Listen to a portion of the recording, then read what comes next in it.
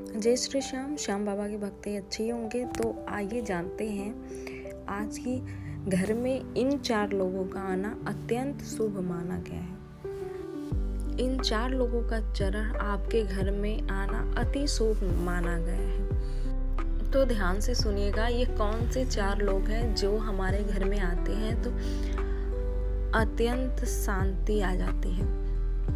शास्त्र में लिखा है कि इन 4 लोगों के चरण आपके घर में पड़ जाए तो आपका घर वैकुंठ बन जाता है। पहला, जमाई यानी दामाद। तो दामाद का चरण अति शुभ माना जाता है। अगर आपके घर पे दामाद आ रहे हैं आपके, तो बहुत ही उनके चरण आपके घर के लिए अत्यंत शुभ है। अगर आपके दामाद आते हैं आपके घर पे तो अच्छे से उनका देख रेख करिए, उनका ख्याल रखिए, क्योंकि आपके लिए अत्यंत शुभ है उनका आना आपके घर पे। तो जब भी आपके जमाई आए तो उनका ख्याल बहुत अच्छे से आप रखिए। कहा जाता है दामाद साल में एक बार भी आपके घर आए तो बहुत शुभ माना जाता है। आपके घर में सुख शांति आती है। इसलिए कभी भी जमाई का तिरस्कार मत करो, निंदा मत करो, कभी भी उनका सम्मान करो। लेकिन भारत में, हमारे इंडिया में बोलने की ज़रूरत नहीं है, वैसे ही आते हैं दामाद तो उनका बहुत ही स्वागत किया जाता है। ये बहुत मैंने देखा है, रीति रिवाज बहुत जगह है कि जब दामाद आते हैं तो अलग ही घर में माहौल रहता है, उनका अलग ही स्वागत किया जाता है। भले वो जो लड़की है उनकी बहू बन के जहाँ गई हैं वहाँ पे उस बेचारी का कोई ख्याल रखे या ना रखे, लेकिन दामाद साल में एक बार आ जाए तो उनका ख्याल बहुत रखा जाता है, बहुत ज़्यादा। और दूसरे नंबर पे है ननद। अब तो बहुत जगह मैंने देखा है कि साल में 2 बार अगर ननद घर पे आ जाती हैं तो पहले ही भाभियाँ मुंह बना लेती हैं। तो जो भाभियाँ हैं पहले वो ध्यान से सुने।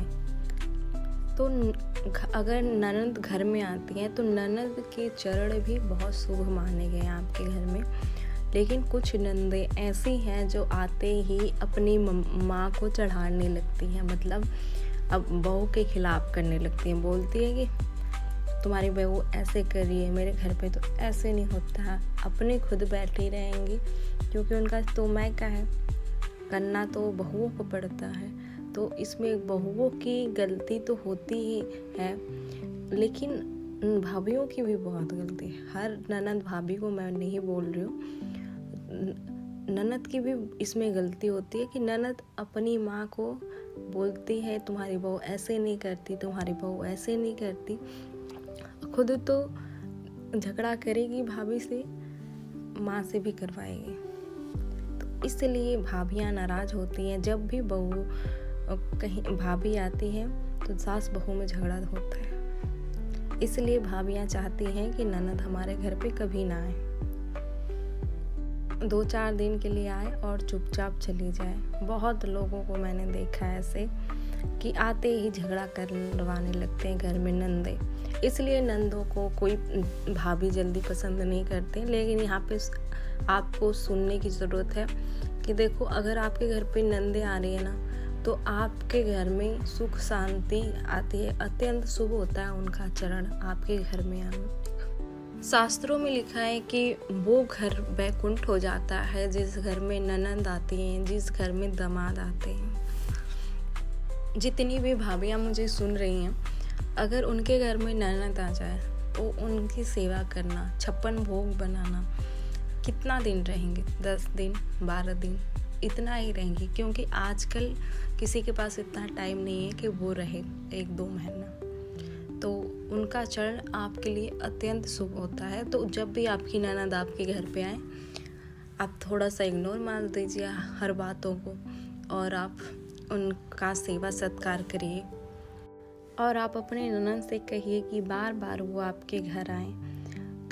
वैसे भी तो ननद भी बहुत समझदार होती हैं कि साल में 1 बार आती हैं, बहुत तो कई बार आ जाती हैं। तो ननद की सेवा करो, इनका चरण भी अति शुभ माना गया है। और तीसरे नंबर पे, तीसरा भांजा। यानी ननद का बेटा। अगर ननद का बेटा आपके घर में आ रहा है तो उसका चरण भी आपके घर के लिए अत्यंत शुभ है। कभी कभी क्या होता है ना, बहुत से घरों में मैंने देखा है भांजा रहता है, छोटा रहता है, तो गलती कर देता है तो मामियाँ डांट देती हैं। तो कभी डांटिए मत, क्योंकि वो भी बच्चा है। हाँ, कभी कभी बहुत ज़्यादा शरारत करते हैं बच्चे, तो सामने तो नहीं बोल पाते। बहुत सारी भाभियाँ हैं, मामियाँ हैं जो साइड में ले जाके डांटती हैं। तो कभी भी बच्चे से रूठा व्यवहार मत करिए भांजे से, और कभी भी उसको डांटिए मत। कहा जाता है भांजा पंडित ब्राह्मण कहलाता है। यानी हम जैसे ब्राह्मण को दान देते हैं, डांटते नहीं हैं और उनको भोजन खिलाते हैं, तो उसी तरह भांजा भी होता है। तो कभी भी भांजा को डांटना नहीं चाहिए और रूठ के कभी भांजे से बात नहीं करनी चाहिए। भांजे का सेवा सत्कार करो और अच्छे अच्छे पकवान खिलाओ, क्योंकि जो भांजा बोल रहा है वो आप बना के दो उसको, क्योंकि भांजे का चरण भी आपके घर के लिए अत्यंत शुभ है। और चौथे नंबर पे गुरुजन, संत, महापुरुष। जिस घर में संत गुरु के चरण पड़ते हैं वो घर साक्षात वैकुंठ बन जाता है। जिस घर में संतों के पैर पड़ जाएं, चरण पड़ जाएं, वो घर के भाग्य खुल जाते हैं। उस घर के लोग धन्य हो जाते हैं जिस घर में संत का चरण पड़ जाता है।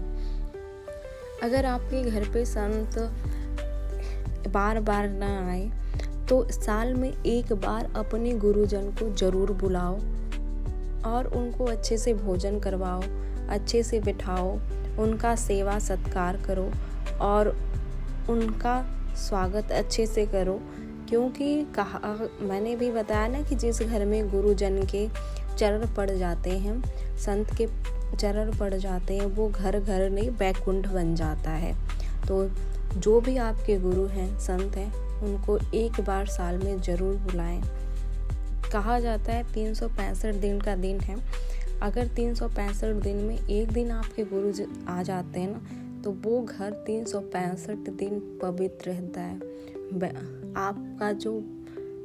आपका जो घर है उसमें सकारात्मक ऊर्जा बनी रहती है। ये सब बातें मैं अपने मन से नहीं बता रही हूँ, ये ब्रह्म पुराण में लिखा गया है और बताया गया है। और इन चीज़ों का हमें ध्यान भी देना चाहिए कि कौन से शास्त्र, कौन से पुराण में क्या लिखा गया है। अगर आप नहीं पढ़ पा रहे हो तो जो भी जिसका भी कथा सुनते हो आप, अगर मेरी सुन रहे हो तो आपको ध्यान देना चाहिए कि क्या क्या चीज़ें बताई जा रही हैं, उनको हम सुने, समझें और अपने जीवन में उसको उतारें, जो हम नहीं कर पा रहे थे। अगर बहुत सारे माध्यम है, फेसबुक है, यूट्यूब है, जिसके ज़रिए आप सुन सकते हैं जो चीज़ें आप पहले नहीं कर पाते थे, पता नहीं चल पाता था, लेकिन अब तो आपके घर पे टीवी भी है, आस्था चैनल, संस्कार चैनल, हर चीज़ पे आता है, यूट्यूब पे भी, फेसबुक पे भी, तो आप देख सकते हैं और आप अपने जीवन में इन चीज़ों को उतार सकते हैं। जय श्री श्याम।